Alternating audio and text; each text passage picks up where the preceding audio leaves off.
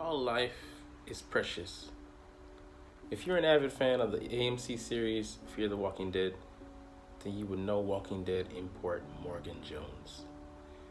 He uttered this line, and I couldn't help but have it cross my mind and rack me with guilt when I encountered to me an unwelcome guest. I was laying down on my living room cushion, casually watching television, when I happened to look upwards at the ceiling, for one reason or another, and I disturbingly discovered there was a rather sizable spider traversing the space directly above my head. Being half or a quarter or so asleep at the moment, I was awoken from my slumbering state into full cocked alertness, like I was a Metal Gear Solid 2 soldier, aware that the enemy was now somewhere in my vicinity. I immediately jumped up, turned on the lights, and waited to see what my 8-legged visitor would do, hopefully moving to an out-of-sight, out-of-mind location. However, it being most likely exponentially more afraid of I than I was of him, her, scurried back and forth between different spaces, apparently not grasping that I wanted it to get the fuck out of here. I remembered a conversation I had with a coworker about spiders being a friend by way of a sort of symbiotic relationship. Them being tolerated because they can rid the space of insect pests that I despise, despite my trepidation of their being and presence. A win-win, if you will. The very limit of my tolerance was being put to the test, however, as I wanted none other than to eliminate the spider, despite what could be a very fruitful relationship for the both of us. The unease I felt overriding permanence of an ally, especially for the months to come. I tried my best to be patient, but as it kept persisting about lingering, I grew closer and closer to wanting to exercise the kill option by way of spray that is quite potent out here in Japan. Finally, fortunately, the spider crept into what looked like the other side of the sliding bedroom door, where I later found out by way of guesstimation was the crevice between the stationary part of it and the moving side. Some time passed, and I thought the coast was clear, but later that very same arachnid surprised me by crossing the wall of another place close to the bedroom, and I had had enough. I resorted to the spray and half-heartedly did so, maybe in hopes of scaring it off for good. I got some of him, her, and they scurried off into my closet. Relieved that it was probably dying somewhere near my wardrobe, I got some measure of peace and slept for the night, slightly disturbed that an animal I dislike had entered my apartment and annoyed by it all. New day, new morning, and an exercise day at that before heading off to work. On my way into the vacant spot of the living room where I had shed pounds and sweat, crossing from the left side in front of the kotatsu, the heated table, presumably on the way to the bedroom, is this survivor, the spider, once again scheming to get in the way of any vestige of peace that I have. I've had it up to here. So finally, it's time to go all in.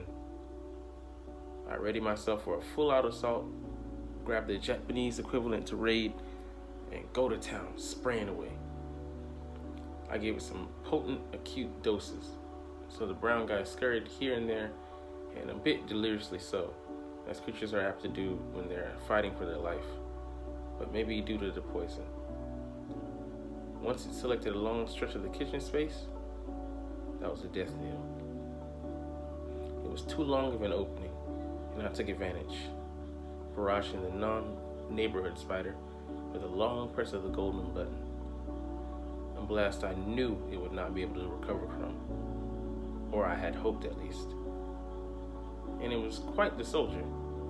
I thought it was unfazed to some extent, as the spider was still able to move forward, but then the staggers came, along with slowed movement, It halted, but still inched out positive yardage, had a dragging pace, but that was enough for me to be cautious yet. So I let loose a close-range blast, and this was the one. The spider flipped on its back, as lots of animals do for some reason when they're close to the other side, and it started to spasm. When its long legs drew in, I saw how small she really was. This thing, this intruding animal, was it something to be fearful of? As it convulsed violently in death throes, I felt a wave of guilt and shame wash over me. Did my feelings of fear justify me in taking this spider's life? Of course, I won't be tried in any court for this course of action, but that's not what this is about. Legality. Because of my lack of comfort with this particular arachnid in the confined space I pay money for, that is in and surrounded by nature, I sought to deal with this living being by erasing its existence. I cannot undo this. It was a nuisance to me, and I decided to permanently be done with it, but it wasn't worth it. Seeing it shaking there, I thought, what did it do to deserve such a death? I felt shame, having resorted to such extremes, especially without even considering other alternatives, such as catch and release, or just plain coexistence. The idea of death has always been a painful thing to me, especially within these last 10 years. And yet I was here confronting it because of a nuisance I didn't want around.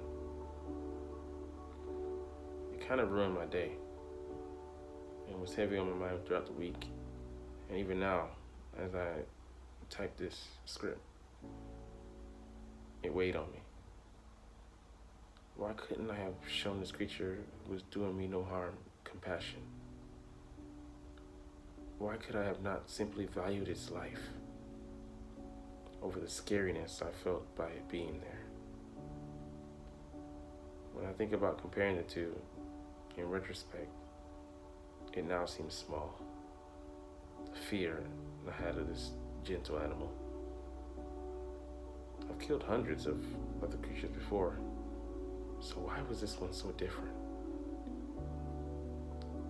I'm still contemplating that question, but still a little shaken on how I feel about this, as well as ashamed. I made a vow.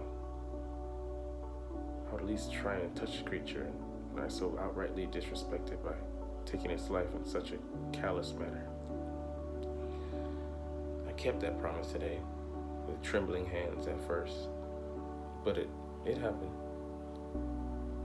Its main body felt so soft, softer than I could have ever imagined, like gelatin.